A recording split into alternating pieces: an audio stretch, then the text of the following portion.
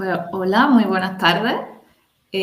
Os damos la bienvenida a este primer webinar de Experience AI. En este primer webinar vamos a hablar principalmente sobre qué es la IA y lo vamos a hacer de la mano de David Álvarez, que os lo presento. David Álvarez es licenciado en Ciencias Exactas por la Universidad de Granada y experto en e-learning por la Universidad de Sevilla, y ha desarrollado toda su actividad profesional en el mundo de la educación, desde enseñanza secundaria hasta formación también profesional para el empleo. También ha sido coordinador pedagógico y acreditado en TIC, y ha participado en diversos proyectos vinculados con las tecnologías. También David es fundador y director de Conecta 13, la spin-off de la Universidad de Granada, y hoy va a venir aquí a contarnos un poco sobre qué es la IA. David, bienvenido. Hola, ¿qué tal? ¿Me escucháis? Sí, perfectamente. Hola, sí. Vale, bien. Muy bien, pues nada, pues No vemos en muchísimas tu pantalla, gracias. si has compartido. ¿Perdón? Tu pantalla, digo, no sé si la tienes compartida. Pues... ¿Está compartida? ¿La estáis viendo? No. Yo no la veo, antes sí, ahora no, por eso. Vale, es que como la he sacado del iPad. Bueno, un segundito. Esto lo resuelvo en un Plus Plus. Sí, está ahí en la carpeta, tiene que estar, ¿no? David, aquí, compartir pantalla. Estoy aquí jugando con... Esto de que dicen de que más es menos, pues efectivamente, tengo aquí un montón de pantallas y al final no atino con ninguna. A ver, aquí está esto. Vale, compartir. Ahora ya sí la veis, ¿verdad? Ahora sí. Ahora sí. Bueno, Perfecto. vale. He intentado pasar la pantalla esta aquí al tablet para poder veros mientras reproduzco la presentación, pero no he conseguido hacerlo. Los experimentos con gaseosa, dice. Así es que voy a darle a reproducir la presentación y entonces os escucho, pero ya no veo la pantalla. Y, lo digo por si alguien, aunque hay previsto, creo, un pequeño tiempo de pregunta al final, si alguien en cualquier momento quiere preguntar cualquier cosa, pues nada, no tenéis más que abrir el micrófono y alzar la voz. Veo por aquí a amigas y amigos, a Puerto, ¿quién más veo por aquí? Jesús González, Antonio Franco. Bueno, hola, muchas gracias por acompañarnos esta tarde. Y nada, voy a intentar ser lo más ameno posible, teniendo en cuenta que las horas no son las ideales para hacer casi nada, que no sea siesta, ¿verdad? Bueno, pues nada, Carmen, gracias por la presentación, gracias a las amigas y a los amigos de FA Juventud por invitarme a compartir este espacio con todas vosotras y vosotros. Como decía Carmen, pues yo pertenezco formo parte de Conecta 13, igual que Carmen, igual que Miguel. Formamos parte de Conecta 13, que es una spin-off de la Universidad de Granada, y yo además colaboro con el grupo de investigación Conocimiento Abierto para la Acción Social de la Universidad de Granada. Conecta 13 es una spin-off de la Universidad de Granada, de hecho. Bueno, el título del webinar es ¿qué es la inteligencia artificial?, ¿no? Pero yo le quería poner este apellido, este subtítulo, ¿moda pasajera o revolución educativa?, ¿no? Porque creo que estamos muchos con estas dudas, ¿no? Con estas diatribas. Bueno, como primero daros las gracias, como decía, y bueno, quería comentaros, bueno, muchas veces cuando doy alguna charla sobre esto, en un auditorio donde pueda interactuar un poquito con la gente, un poquito con más presteza y con más agilidad, porque le estás viendo la cara a la gente, aquí no nos vemos las caras. Pues cuando pregunto esto de quién ha usado ChatGPT, pues ya hay mucha gente que levanta la mano, ¿no? Casi todo el mundo levanta la mano, ¿no? Pero cuando pregunto quién ha usado alguna otra herramienta de inteligencia artificial antes de usar ChatGPT, pues allí ya no hay tanto quórum, ¿no? Ya hay alguna manita y tal. Y entonces, pues bueno, pues lo que le digo es que llevamos muchos años utilizando inteligencia artificial. Realmente el texto predictivo, por ejemplo, que lo tenemos habilitado por ejemplo, las aplicaciones de mensajería instantánea, ¿no? Como WhatsApp o como Telegram, o incluso en el propio correo electrónico. Vamos escribiendo y la propia aplicación nos va sugiriendo palabras o nos va corrigiendo incluso el texto si hay alguna errata, ¿no? Bueno, pues esta funcionalidad que tenemos en las herramientas de texto, editores de texto, el texto predictivo, es una combinación de varias tecnologías relacionadas con inteligencia artificial. Por una parte, aprendizaje automático, machine learning, que os sonará seguramente, aprendizaje federado y también modelos de lenguaje, los grandes modelos de lenguaje. Es decir, venimos usando inteligencia artificial desde hace mucho tiempo. Seguro que os suenan estos gráficos, ¿no? Estas capturas que os he puesto aquí en esta diapo. Los captchas famosos, ¿no? Para averiguar o para demostrar ante los sistemas que somos seres humanos, que no somos bots. ¿No? Pues señala las luces de tráfico, ¿no? Los semáforos que veas en la imagen, o haz clic en cada imagen que cuente con abejorro, o señala las imágenes donde haya un paso de peatones, o los cuadrados donde aparezcan bicicletas, bueno. Pues ¿cuántos años llevamos rellenando estos captchas? Muchos años, ¿verdad? Bueno, pues la sorpresa es que lo que estábamos haciendo realmente era entrenar inteligencias artificiales. Es decir, llevamos años entrenando, sin saberlo, sistemas de aprendizaje automático. Aquí lo que estamos haciendo es contribuyendo a una gran base de datos que tiene pares de imágenes y de palabras, ¿no? A cada imagen se le asigna una palabra y viceversa. Y eso es lo que le permite a los sistemas inteligentes, a la inteligencia artificial generativa que genera imágenes, pues cuando le decimos genera la imagen de un gatito con un sombrero de fiesta y rodeado de confeti, pues es capaz de generar esa imagen porque ya sabe qué es un gatito, ya sabe lo que es el confeti, ya sabe lo que es un gorro de fiesta, porque llevamos años dándole esas pares de imágenes, ¿no? Detrás de esto lo que hay, evidentemente, es pues, muchos algoritmos y procesos matemáticos. Esta cita, la inteligencia artificial, se da ya en la actualidad y está generalizada, a menudo integrada de forma invisible en nuestras herramientas cotidianas, que es un poco lo que os vengo a decir, en realidad no es nada nuevo. Esta cita está incluida en una publicación de 2021, una publicación de un filósofo de la ciencia que se llama Mark Zuckerberg. El libro se llama Ética de la Inteligencia Artificial y está publicado aquí en castellano en España por la editorial Cátedra. Y es un librito muy pequeño que yo os recomiendo si estáis interesados en todas las cuestiones que tienen que ver con el tema ético, pues os recomiendo que leáis este libro porque es muy ilustrativo. Y como decía, la fecha es 2021, que es previa a toda esta gran explosión que hemos tenido a raíz de la publicación de ChatGPT 3.5 y, por tanto, pues la generalización de los asistentes virtuales, los modelos de lenguaje y todo lo que trajo de la mano ChatGPT 3.5. 2021 es previo y, sin embargo, Mark Zuckerberg pues ya nos estaba diciendo esto, ¿no? La inteligencia artificial ya se da en la actualidad, está generalizada y no somos conscientes de que estamos haciendo uso de ella porque forma parte de muchas de nuestras herramientas cotidianas, ¿de acuerdo? Fijaros, si nos retrotraemos a los 80, que habrá entre el grupo de amigos y amigas que estamos esta tarde por aquí, habrá algunos que ya en esa década estaban empezando a cacharrear o incluso llevaban ya algún tiempo, pues recordaréis estos dispositivos que llegaron primero pues, a los centros académicos, a las universidades, a los centros de investigación, a las bibliotecas y poco después a las casas. En menos de una década ya llega Internet y lo mismo empieza a generalizarse de manera muy rápidamente, pero poco a poco, o sea, muy rápidamente, pero de manera paulatina, pues eso, empezando primero por espacios educativos, por bibliotecas. Yo recuerdo que las primeras veces que me conectaba a Internet pues en la Biblioteca Municipal de aquí de Granada, que es donde yo vivo, porque colocaron varios equipos que conectaron a Internet a través de uno de aquellos viejos routers y bueno, pues podías reservar 30 minutos,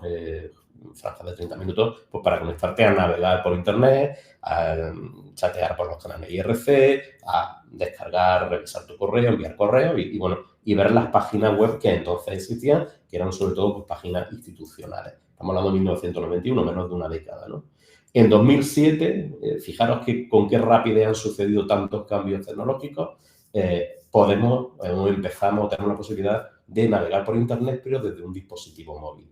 estamos hablando de 2007, llegó de la mano de Apple y del iPhone, del primer iPhone.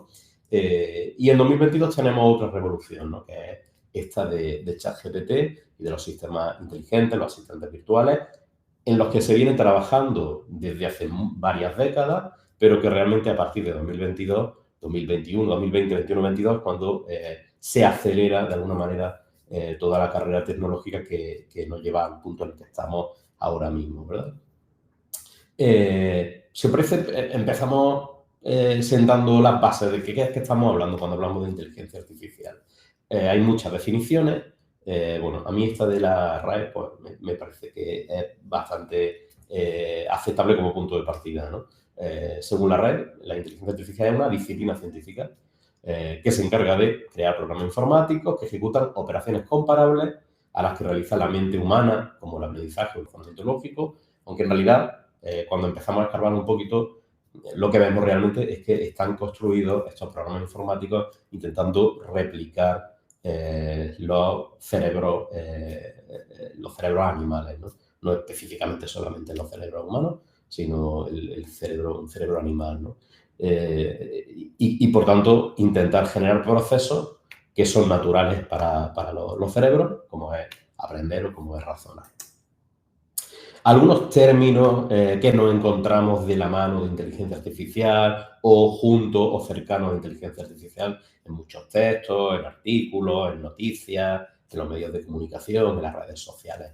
Aquí tenemos un pequeño diagrama de Venn con varios conjuntos que elaboró una compañera de la Universidad de Granada, Rocío Romero Zaliz, que es investigadora en inteligencia artificial y docente también, persona docente investigador de la UGR. Ese que veis ahí es su nick en X, antes llamada Twitter. Y bueno, ella construyó este diagrama para una actividad que hicimos conjuntamente sobre inteligencia artificial. Y bueno, como veis, ha elegido 5 grandes conceptos y nos lo muestra en este diagrama la relación que hay entre ellos, ¿no? Tenemos la inteligencia artificial, que es este círculo, este conjunto, este diagrama que tiene el borde azul. Y dentro de inteligencia artificial hay un subconjunto dentro de inteligencia artificial que es el aprendizaje automático o machine learning, que es como más habitualmente, más frecuentemente solemos encontrarlo. Luego tenemos otros conceptos que se interrelacionan de alguna manera, tanto con la inteligencia artificial como con ese subconjunto específico dentro de la inteligencia artificial, que es el aprendizaje automático, y nos referimos, el conjunto más grande sería el de ciencia de datos, y dentro de ciencia de datos, que es otra disciplina científica, grandes volúmenes de datos, Big Data y minería de datos. Me dice Miguel, lo estoy viendo por un mensaje que me manda por Telegram, que no, creo que no podéis abrir el micrófono, ¿no? Si los permisos de sala nos permiten abrir el micrófono, pero sí podéis escribir vuestras preguntas, comentarios, sugerencias o aportaciones a través del chat y bueno, y Carmen puede compartirlas, que ella sí puede abrir el micrófono. Así que si queréis dejarnos cualquier comentario, reflexión o pregunta, pues las dejáis en el chat y luego, si os parece, al final las recopilamos todas. Dentro de esta ciencia o este ámbito científico que es la ciencia de datos, pues tenemos lo que es la minería de datos, el data o data mining, y también otro concepto, el big data, que también lo escuchamos muy a menudo, que tiene que ver con los grandes volúmenes de datos. Bien, la inteligencia artificial, hay 2 tipos de inteligencia artificial, está la simbólica y la subsimbólica. Y la subsimbólica es la que se alimenta o la que se ha desarrollado o la que tiene sentido cuando se trabaja a partir de grandes volúmenes de datos, a partir de muchos datos que sirven para entrenar, para conseguir que los sistemas inteligentes aprendan, tengan la capacidad de aprender, ¿no? Entonces, por eso hay esa interrelación. No todos los sistemas de inteligencia artificial hacen uso de esos grandes volúmenes de datos, ni se apoyan en la minería de datos, ni tienen que ver con ciencia de datos. Pero hay una parte específica que sí que tiene que ver, una parte que no es todo el conjunto del machine learning, sino una parte específica. Pero como veis, son disciplinas y son conceptos que están interrelacionados y que, por tanto, bueno, pues nos sonarán y tendremos que familiarizarnos con ellos porque los veremos con cierta frecuencia cuando leamos o escuchemos sobre inteligencia artificial, ¿vale?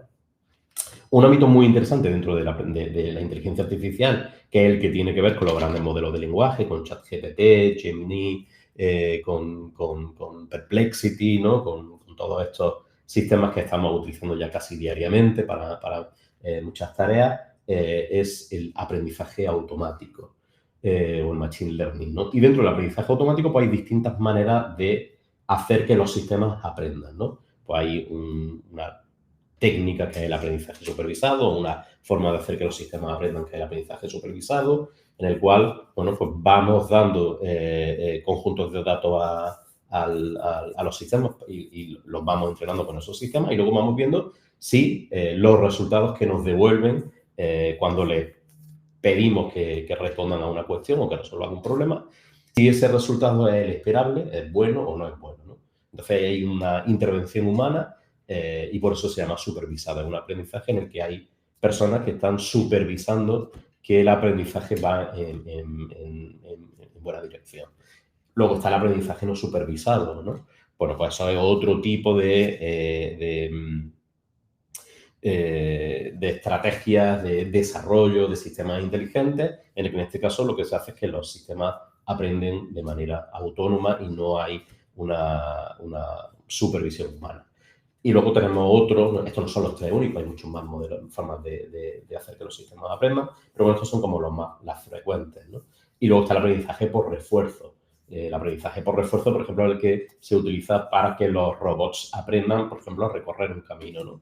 Y lo que se hace básicamente es pues, como dice la expresión, darle un refuerzo, ¿no? Lo mismo que a las focas cuando hacen bien la actividad, pues los adiestradores le regalan o le dan una anchoa o una sardina o lo que sea, y eso lo que hace es reforzar ese comportamiento. Bueno, pues con los robots, por ejemplo, en este sistema de aprendizaje, pues lo que se hace es darle refuerzo y eso tiene que ver pues, con cuestiones puramente matemáticas, ¿no? Es decir, si consiguen superar bien la tarea, consiguen un 1, si no, pues un 0. Y el sistema se programa buscando optimizar o maximizar el número de puntos que consigue, ¿no? De manera que va aprendiendo qué cosas puede hacer para conseguir optimizar ese algoritmo. Otro concepto, otra palabra que aparece frecuentemente, ¿no? Cuando escuchamos sobre inteligencia artificial, pues es este concepto de red neuronal artificial, que son esos modelos matemáticos que intentan emular las redes neuronales biológicas, ¿no? Como decía antes, como el cerebro humano o el cerebro de los animales, ¿no? Estas redes neuronales pues, están formadas por neuronas artificiales, ¿no? Que se llaman perceptrones y que están conectadas entre sí. Esto que veis aquí sería una representación gráfica muy, muy, muy sencilla, muy básica, pero para entender que es una red neuronal artificial. Las redes neuronales tienen capas de neuronas, ¿no? Tienen una capa de entrada por donde entran los datos, por donde introducimos en el sistema uno o varios datos. En algunos casos estamos hablando de miles de datos. Y luego hay una serie de capas ocultas que lo que van es procesando esos datos. Y lo van haciendo de manera que al final de todo ese procesamiento pues nos devuelven a través de la capa de salida, que tiene una única neurona, pues nos devuelve el resultado que estábamos esperando, ¿no? Pues imaginaros que lo que estamos entrenando es un algoritmo al que queremos que no pueda estimar la posibilidad de que un alumno sea baja a lo largo del curso, ¿no? O cause baja, por ejemplo, ¿no? Y lo que hacemos es introducir todos los datos que tenemos de años anteriores, de cursos académicos anteriores, de otros alumnos, donde introducimos pues datos de académicos, datos de falta de asistencia a clase durante el curso, pues yo qué sé, pues datos socioeconómicos de su familia, es decir, toda aquella información que podamos entender que puede influir en que ese niño a lo largo del curso pueda abandonar, ¿no? Los estudios académicos. Entonces, nosotros vamos entrenando con todos esos conjuntos de datos nuestro algoritmo y ahora, en un modelo supervisado, pues lo que haríamos sería darle a través de la capa de entrada un nuevo conjunto de datos de un alumno del que ya sabemos si puede causar baja o no, porque es un dato que ya conocemos, y lo que vemos es qué hace el algoritmo y si contesta y si se aproxima a la respuesta real. Si no lo hace, pues eso quiere decir que esos cálculos matemáticos que operan esa neuronas, esas capas ocultas, esas neuronas artificiales, esos perceptrones que hay ahí entre medias, pues no están siendo, no son óptimos, no están optimizados, con lo cual pues tenemos que seguir entrenando el algoritmo y tenemos que decirle, no, este no es el dato correcto sería este, ¿no? Pues con eso va aprendiendo el sistema, ¿no? ¿Qué ocurre en esas capas ocultas? Pues normalmente, o en la mayoría de los casos, como pasa también cuando estudiamos el cerebro, los cerebros, las redes neuronales orgánicas, los cerebros humanos, es un misterio, ¿no? De hecho, una red neuronal no tiene dos capas ocultas, ¿no? Tiene miles de capas ocultas, millones de capas ocultas. Y lo que ocurre ahí es como una especie de caja negra. Y esto está muy vinculado con algo que se le pide a los sistemas inteligentes, es la explicabilidad. Es decir, que sean capaces de explicar qué procesos están desarrollando, ¿vale? Pero bueno, sin complicarnos mucho más, ¿no? Redes neuronales artificiales sería esto, ¿no? ¿Qué es el procesamiento del lenguaje natural? Pues es una parte específica dentro del ámbito de estudio de la inteligencia artificial centrada en la interacción entre ordenadores y humanos. Y el objetivo es pues, que las máquinas comprendan, analicen y generen lenguaje humano de forma efectiva y, por tanto, podamos interactuar con ellas, ¿no? Y de ahí salen los agentes conversacionales, que también se les llama chatbots, asistentes virtuales, que son programas de software que se diseñan pues, para interactuar con seres humanos manteniendo conversaciones de manera natural, ¿no? Esto que hablaba en su momento Alan Turing, ¿no? El famoso test de Turing. Es decir, un sistema es inteligente cuando es capaz de engañar a una persona y mantener una conversación sin que esta persona sea capaz de identificar que está hablando con una máquina. Bueno, esto engancha con estos hitos importantes de la inteligencia artificial y con esto que os contaba al principio de que la inteligencia artificial no es de hace 3 años, 4, ni hace 10, ni 20, ¿no? Es decir, la inteligencia artificial surge en la década de los 50, se relaciona con Alan Turing, sus primeras investigaciones en la búsqueda de sistemas que pudieran pensar, máquinas que pudieran pensar, que pudieran ser inteligentes, y en este artículo que cita aquí, Computing Machinery and Intelligence, pues precisamente ahí presentaba ese test de Turing que se basaba en un juego popular de la época, ¿no? Un juego, pues solo de intentar engañar a un juez manteniendo conversaciones con personas que no conocía, ¿no? O que no sabía quiénes eran, ¿no? Entonces, a partir de ese juego, idea este test de Turing. Bueno, pues aquí tenéis varios hitos según la gente de esta consultora Brintia que ha desarrollado esta infografía. Como os podéis imaginar, pues hay decenas de infografías o centenas. Cada uno, cada experto, pues identifica los momentos que considera clave, ¿no? Pero bueno, aquí tenéis algunos que son relevantes, ¿no? En 1961, Marvin Minsky publica Paso hacia la inteligencia artificial. Este fue uno de los científicos que contribuyó a consolidar ese concepto o esa expresión de inteligencia artificial que no aparecía explícitamente en las publicaciones de Alan Turing. Bueno, pues en 1961 publica este artículo en el que mostraba bueno, pues un poco los primeros pasos o los primeros avances en el ámbito académico en relación a esto. Y en 1979 conseguimos la humanidad desarrollar un sistema, consiguieron los investigadores desarrollar un sistema, unas máquinas que es capaz de vencer a jugadores de un juego, en este caso de backgammon. En 1997, 2 décadas después más o menos, pues un juego bastante más complejo que el ajedrez, pues se consigue que una máquina, en este caso Deep Blue, un desarrollo de IBM, sea capaz de ganar a Garry Kasparov. No lo consiguió a la primera partida, pero bueno, pero sí que llegó un momento en el que fue capaz de vencer a este gran maestro internacional, que era en ese momento el campeón mundial de ajedrez. En 2005 tenemos ordenadores, o sea, coches autónomos que son capaces de conducir de manera autónoma, sin conductor, pues también utilizando tecnología o sistemas inteligentes. En 2014 hay un ordenador que supera con éxito este test de Turing que os citaba, un programa llamado Eugene, desarrollado en Rusia, que dice aquí se hizo pasar por un niño de 13 años. En 2016 Microsoft lanza Tai, un asistente virtual, que dice que en apenas un día de funcionamiento cuenta que el software se vuelve racista, xenófobo y homófobo porque aprendía este chatbot interaccionando con las personas, ¿no?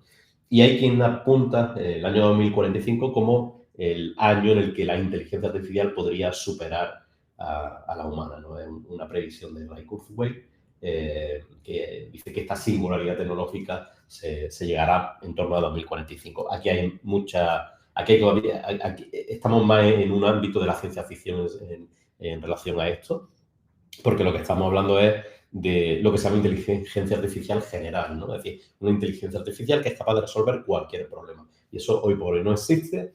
Es decir, las inteligencias artificiales que hay son capaces de resolver tareas concretas, cuando evidentemente conectan varios sistemas inteligentes, pues pueden hacer varias tareas. Lo que pasaba, por ejemplo, con ChatGPT, con los famosos GPT, donde los conectábamos con otras herramientas. Pero en realidad la inteligencia artificial general, pues los expertos dicen que está muy lejos de que lleguemos a ella y que además los grandes modelos de lenguaje no es el camino, dicen, que nos llevará a esa inteligencia artificial general. Y ahora mismo la mayor parte de la inversión a nivel internacional, mundial, en torno a inteligencia artificial, pues está centrada en la inteligencia artificial subsimbólica y específicamente los grandes modelos de lenguaje, ¿no?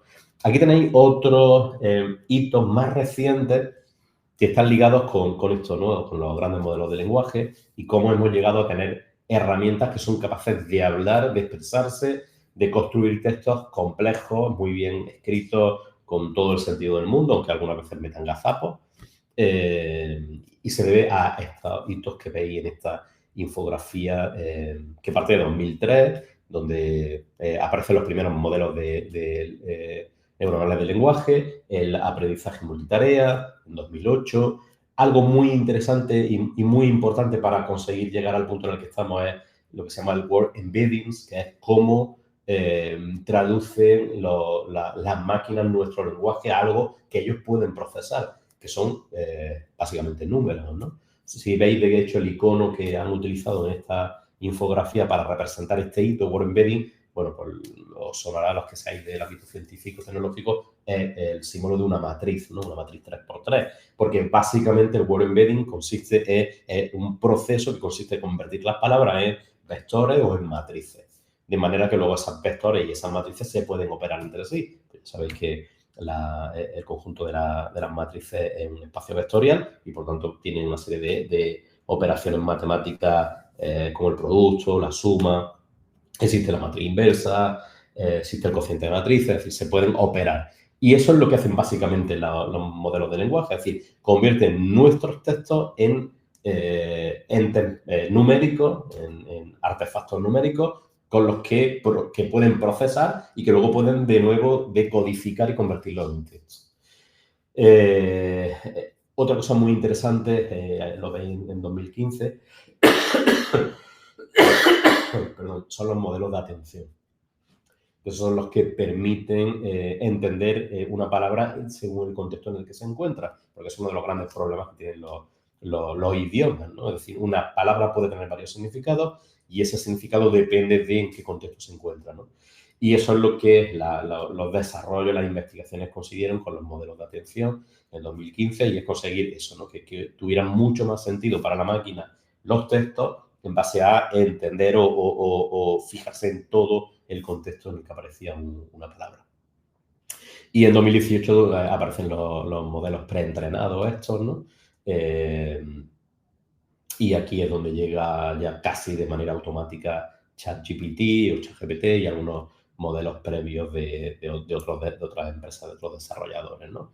Si queremos entender un poco también cómo hemos llegado a donde estamos, bueno, pues tenemos que hablar de estos tres señores cuyos apellidos y los nombres me atrevería, pero los apellidos ya, salvo Hinton, no me atrevo a repetir, ¿no? Bueno, estos son tres investigadores que participaron en 2012 en un certamen donde se competía o se presentaban modelos, sistemas inteligentes entrenados para el reconocimiento de imágenes. Ellos presentan un modelo que se llama AlexNet, que gana y que directamente tritura a todos sus competidores, ¿no? En términos de margen de error. Y presentan un modelo muy, muy eficiente, ¿no? Si veis en esta tabla, veis los resultados de los modelos en 2011, En 2012 veis como AlexNet de pronto desciende muchísimo el nivel de error en ese proceso de reconocimiento de imágenes y de generación de imágenes. Y eso ocasiona, fijaros en la aceleración tecnológica que supone de cara a los años siguientes, como en 2013 ya el sistema que da peores resultados está al nivel que estaba el año anterior al SNET y cómo se ha ido mejorando.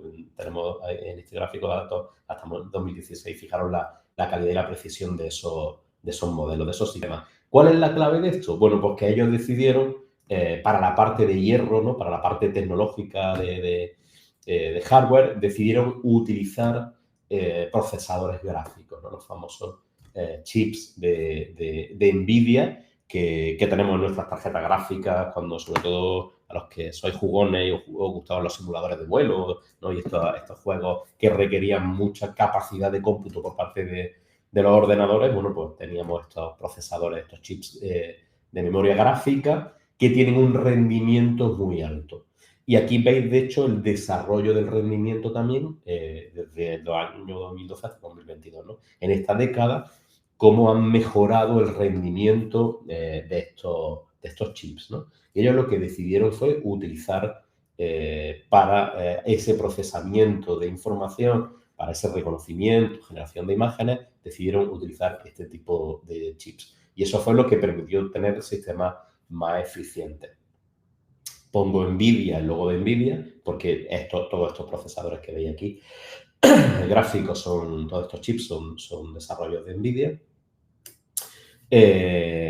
Aquí tenéis otro gráfico que lo que muestra es el rendimiento de las CPU, ¿no? De los procesadores tradicionales y la comparativa con la GPU, ¿no? Con los procesadores gráficos.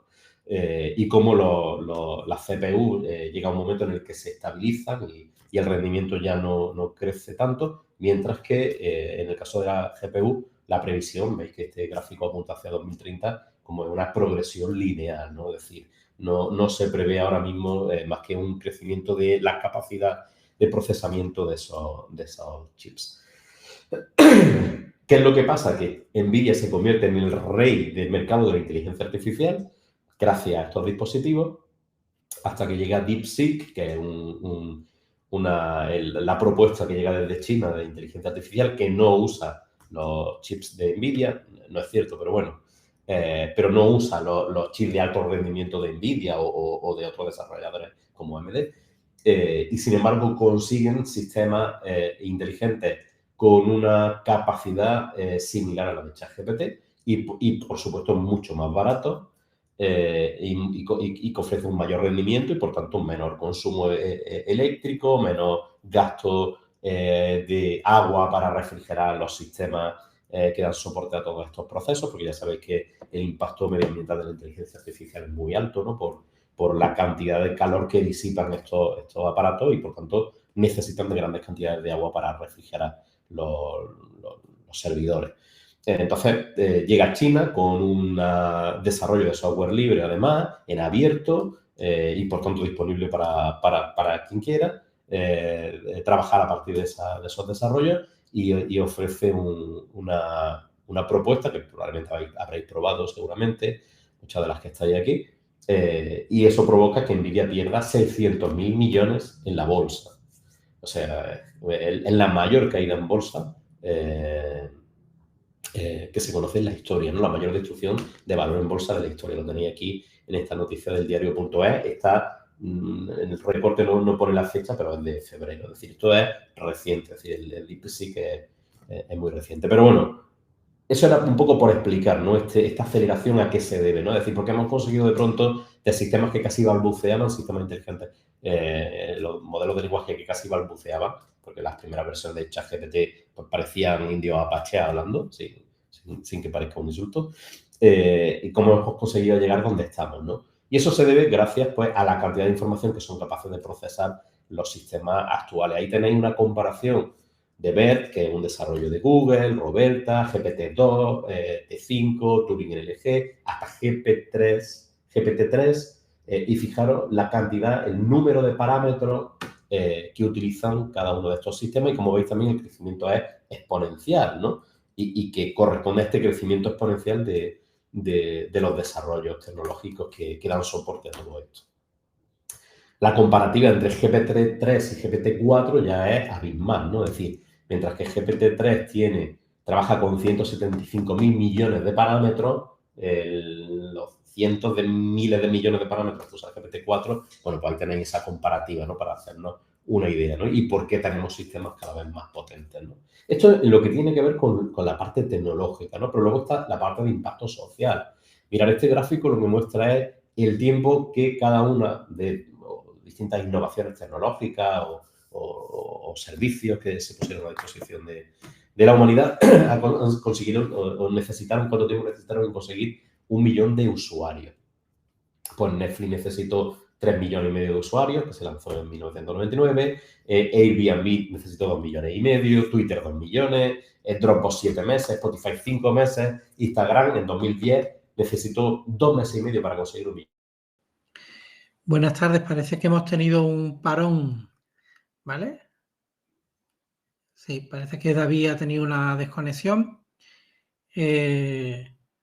Vamos a ver si se puede volver a conectar y os avisamos, ¿vale?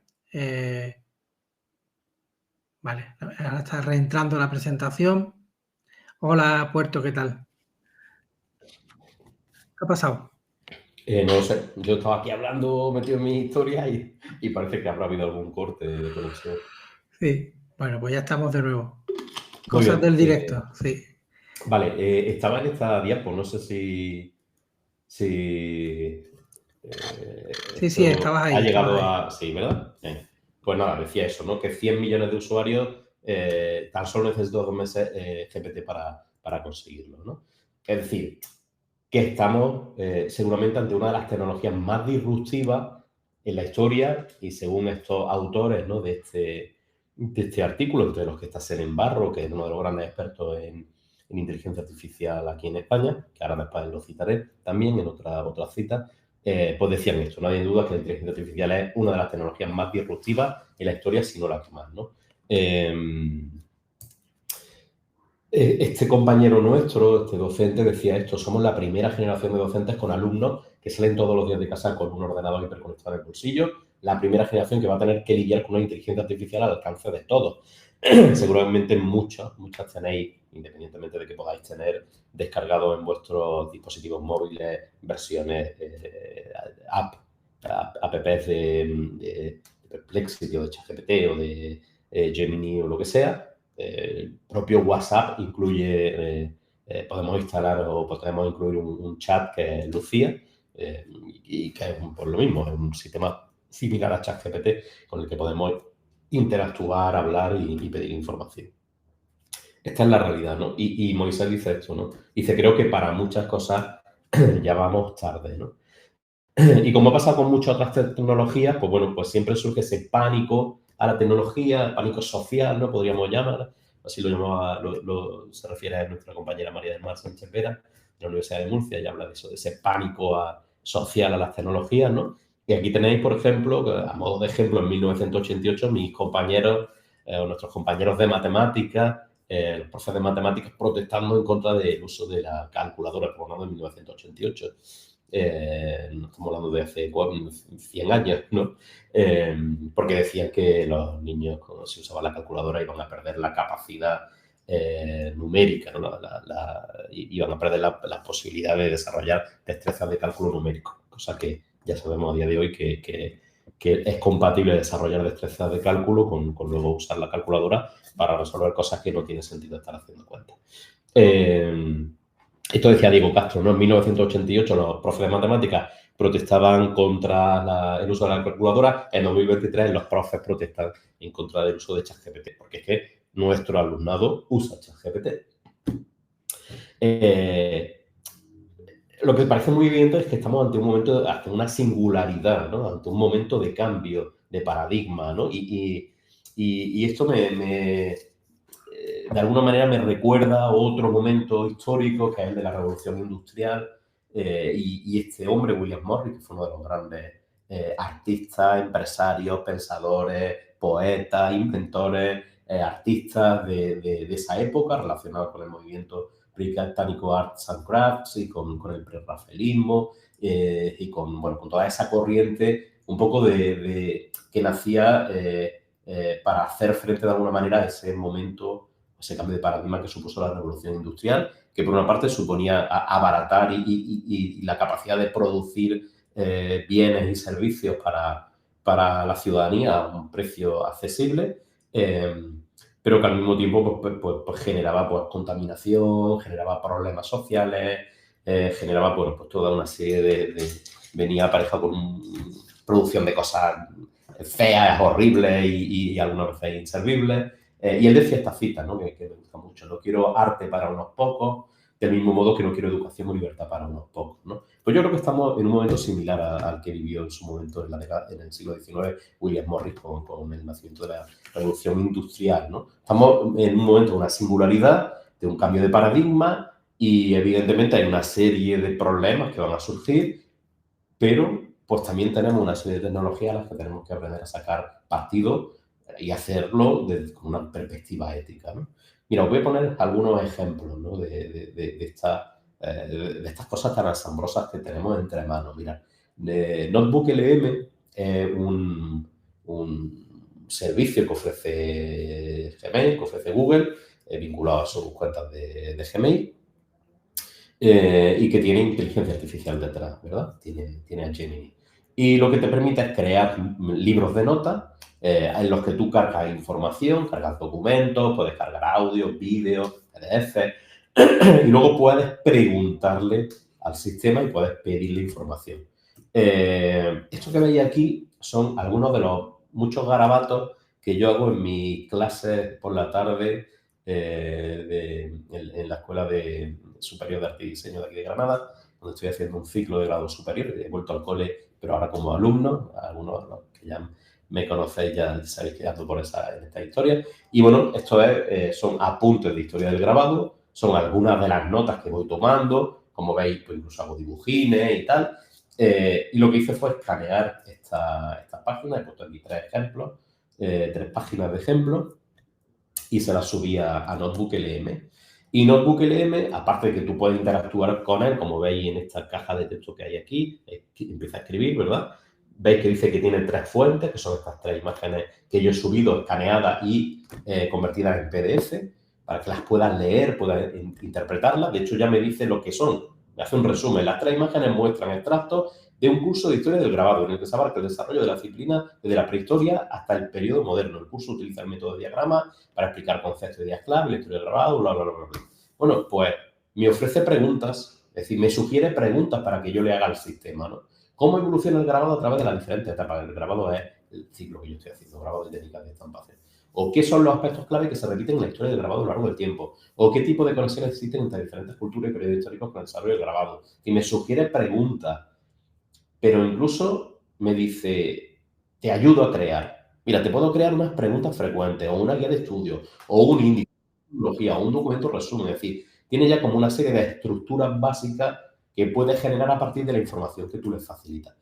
Pues aquí tenéis un ejemplo, ¿no? de resumen a partir de las notas que yo le he subido, de esas 3 páginas, ¿no? Breve resumen, hoja 1 PDF, pues periodización, prehistoria, cerámica de Dipilon, influencia en el grabado, ¿veis? Va, jerarquismo, iconografía, tal, observaciones generales, ¿no? Me dice incluso, ¿no? Me hace una reflexión o un análisis del propio información que le facilita, no del contenido, sino de la estructura, o sea, de la parte de los metadatos, por decirlo de alguna manera, ¿no? Pues las notas son esquemáticas y concisas, utilizando abreviaturas y flechas para conectar ideas, se observa un enfoque en los periodos históricos y las principales influencias, incluye ejemplos concretos, ¿no? Es decir, no solamente me resume la información en sí, sino que incluso me analiza el estilo.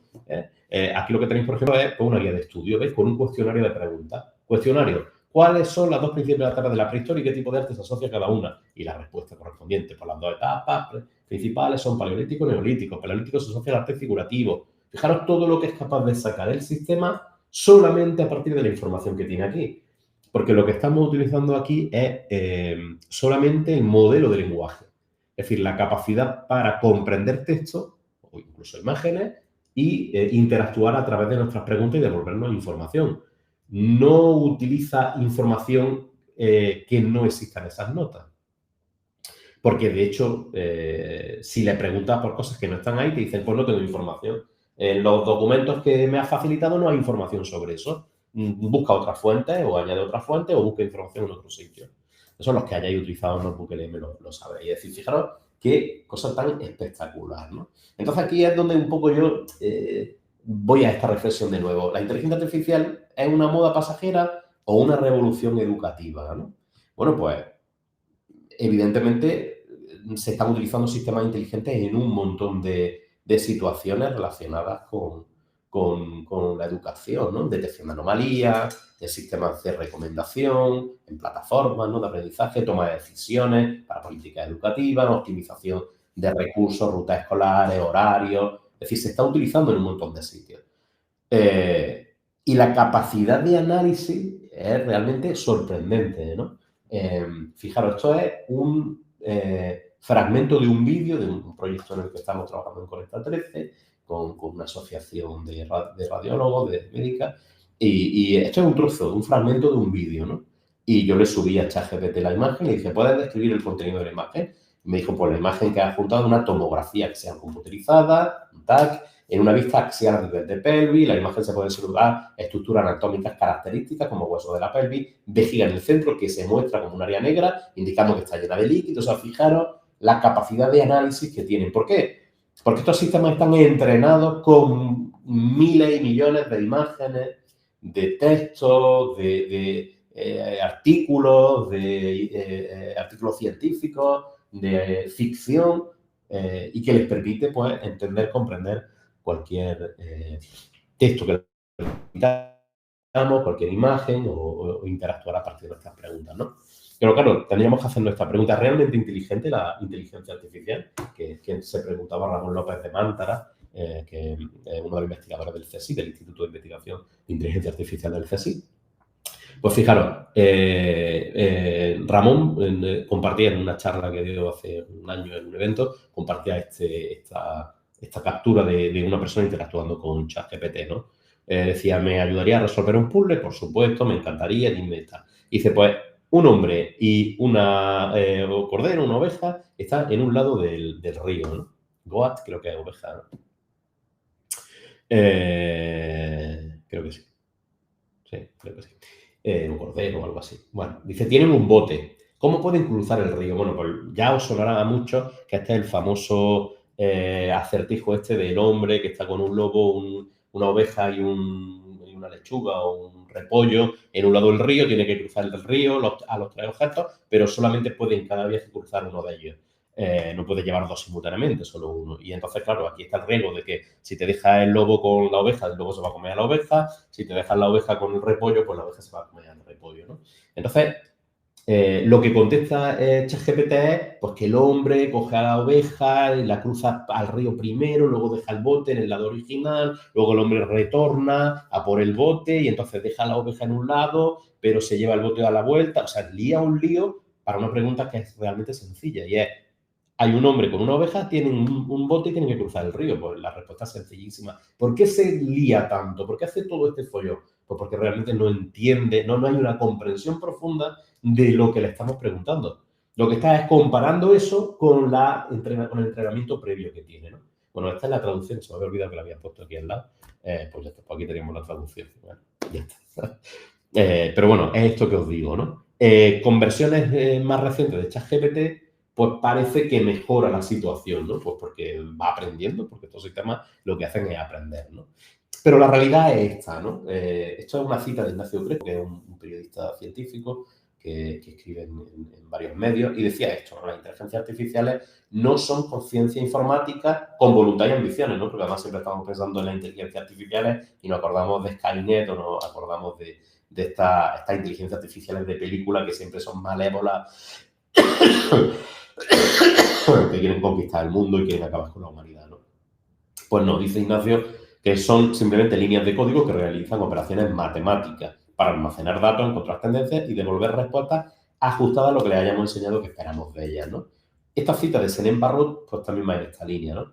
Senem Barrot es el director del Centro de Investigaciones de Inteligencia Artificial de la Universidad de Santiago y dice esto, la IA de hoy es asombrosa con su capacidad para resolver problemas específicos. Dice, pero no representa una inteligencia comparable a la humana.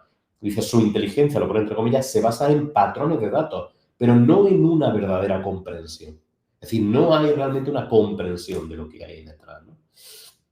Me voy a saltar toda esta parte porque la presentación es un poco más larga de lo que yo, del tiempo con el que contaba, o me he enrollado mucho, que es lo que nos pasa a los maestros, ya sabéis que nos gusta mucho hablar.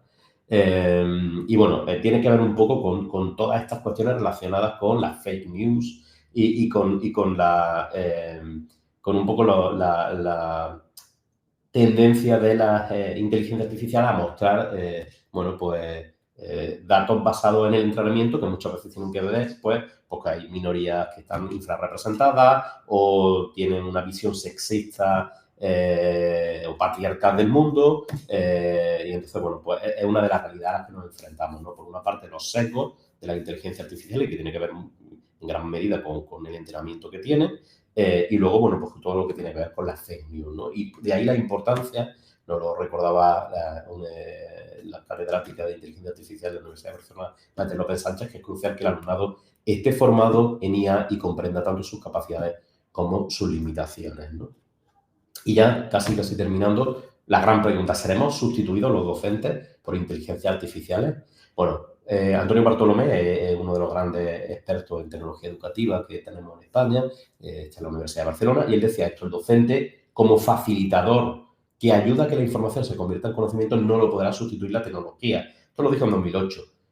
La inteligencia artificial no deja de ser otra tecnología, ¿no? Entonces, cuando pensemos en nosotros como docentes, como esos facilitadores, esos mediadores culturales, ¿no? Esas personas que ayudan a que la información se convierta en conocimiento, no hay ninguna tecnología que nos pueda sustituir. Si nos convertimos simplemente en un transmisor de información, bueno, pues es que todos estos sistemas inteligentes ya son capaces de dar mucha información y nuestros alumnos saben recurrir a ellos, ¿no? Hablando de la revolución de la inteligencia en educación, os recomiendo este artículo, esta publicación del Banco Mundial, en el que también hay buenos amigos y expertos en todas estas cuestiones de inteligencia artificial y de educación y tecnología, entre ellos Cristóbal Cobo. Y ellos hablan de 9 innovaciones clave impulsadas por la inteligencia artificial, ¿no? Para el ámbito de la administración, para el alumnado y para el profesorado, ¿no? En el caso del profesorado, pues utilizar la IA como apoyo a la mentorización para proporcionar orientación profesional para los profes que van a escribir, los futuros profes, ¿no? Es decir, una ayuda como para que nos mentorice de alguna manera, para conseguir retroalimentación basada en inteligencia artificial, o sea, para facilitar la retroalimentación al alumnado, para ayudarnos a desarrollar planes de clase, contenidos, y luego pues también pues, para reducir la carga administrativa, ¿no? En todas esas rutinas automatizadas que eso lo hacen muy bien la inteligencia artificial. Y cierro al filo de las 6 de la tarde solamente con una recomendación. Si hacéis una búsqueda por internet encontraréis muchos recursos. Yo os recomiendo esta iniciativa Experience AI, detrás de la cual está Google y está la Fundación Raspberry Pi y está FAD Juventud y en la que se enmarca este webinar abierto, de los que habrá más y que os invito a que estéis pendientes, pero os animo también a que exploréis un poquito más esta propuesta, una propuesta didáctica para llevar la inteligencia artificial al aula, con una serie de actividades, de recursos muy bien diseñados, muy accesibles, muy fáciles para cualquier docente, no solamente para profes que estáis vinculados más con las áreas tecnológicas, sino para cualquier docente que esté interesado en explorar con su alumnado las posibilidades que ofrece la inteligencia artificial y entender qué es la inteligencia artificial y cómo se puede utilizar para aprender. Entonces, bueno, ahí tenéis el enlace del proyecto en campusfad.org, Experience AI, y bueno, pues ahí tenéis más información sobre el programa que sigue abierto, si no me corrigen mis compañeros, y en el que podéis inscribiros o al menos, por lo menos, participar en estos eventos que se harán de manera periódica durante el desarrollo de este programa y al que, bueno, pues os invitamos a que os suméis. Y acabo con, ya lo último, esto sí que sí, con una reflexión final. Está en inglés, pero lo voy a poner en castellano. Joana es una escritora de ficción y ella decía, ¿sabéis cuál es el mayor problema de impulsar todo lo relacionado con la inteligencia artificial? Pues que lo hagamos en la dirección equivocada. dice, quiero que la inteligencia artificial haga la colada y lave los platos. Es una metáfora, ¿no? Para que yo pueda hacer arte y escribir. No que la inteligencia artificial haga mi arte y escriba para que yo me dedique a lavar la ropa y los platos. Es una metáfora, pero que tiene mucho sentido y a la que los profes y todas las personas que estamos en educación debemos darle una pensada, porque estamos en un momento crucial de cómo llevamos la inteligencia artificial al aula y hacia dónde debe ir la inteligencia artificial en el ámbito educativo, y ahí creo que los docentes somos los que más conocimiento tenemos, mucho más, por supuesto, que los desarrolladores, que los ingenieros y que todas las personas que investigan sobre inteligencia artificial. Entonces, bueno, colaboremos, ayudemos a que la inteligencia artificial vaya en la dirección adecuada, ¿no? Y nos ayude a construir un mundo mejor y no un mundo más injusto y más triste. Pues por eso, gracias, David. Qué bonito final nos dejas, ¿no? En este primer webinar. Y justo Inés te está haciendo una pregunta con esto que estabas comentando. Entonces Inés nos dice, ¿crees que el profesorado en España está preparado para integrar la IA en el aula? A ver, la inteligencia artificial es otra tecnología más, evidentemente con sus peculiaridades, y por tanto requiere por parte del profesorado pues, el desarrollo de su competencia digital. Bueno, creo que todos vivimos durante la pandemia la realidad de que no todos nuestros compañeros y compañeras tenían suficiente competencia digital para abordar los retos que suponía, bueno, pues la educación en remoto. Es decir, creo que falta, o creo, no lo digo yo, es decir, lo dicen los estudios, falta mucha competencia digital aún en el profesorado, aunque se ha avanzado mucho, evidentemente, estos últimos 3 años, pero todavía falta mucha competencia digital y, por tanto, pues seguramente pues también hace falta mucha competencia también para el uso y la integración de la inteligencia artificial en el aula, pero no solo en el aula, sino también para utilizarlo nosotros como recurso para nuestro desarrollo profesional. Perfecto, pues muchísimas gracias. No sé si hay alguna pregunta. Te da las gracias, Inés. Sí, lo veo. Y no sé si alguien más quiere hacer alguna otra pregunta. Y si no, pues nada, con esto terminaríamos el primer webinar. Muchas gracias, David, por tu presentación y por todo este repaso, ¿no?, histórico de la inteligencia artificial y su estado actual. Y nos vemos en el siguiente webinar. Bueno, espero no haber sido muy pesado. Gracias. Justo a tiempo, además, ¿eh? Perfecto. Venga, hasta luego. Muchas gracias. Muchísimas gracias. Para todas y todos. Sí, buenas tardes.